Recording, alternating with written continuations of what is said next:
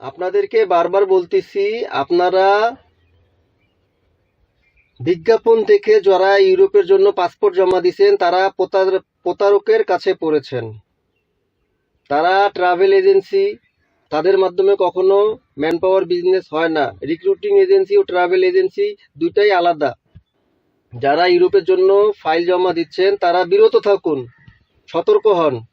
যারা বিজ্ঞাপন দিচ্ছে তারা কখনো লোক নিবে না ইউরোপের জন্য,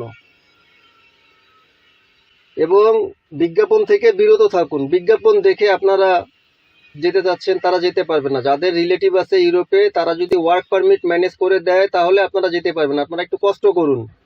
2-3 বছর থেকে ঘুরতেছেন, কোনো এজেন্সিকে ফাইল জমা দিয়েন না। বিজ্ঞাপন দেখে যারা ইউরোপে লোক পাঠাবে, টাকা লাগবে না, আগে 1 টাকাও লাগবে না, পরে 50,000 টাকা নেবে বা 1 লাখ টাকা নেবে, আপনারা বিরত থাকুন এদের কাছ থেকে। আপনারা বিরত থাকুন, পাসপোর্ট কখনো জমা দিবেন না।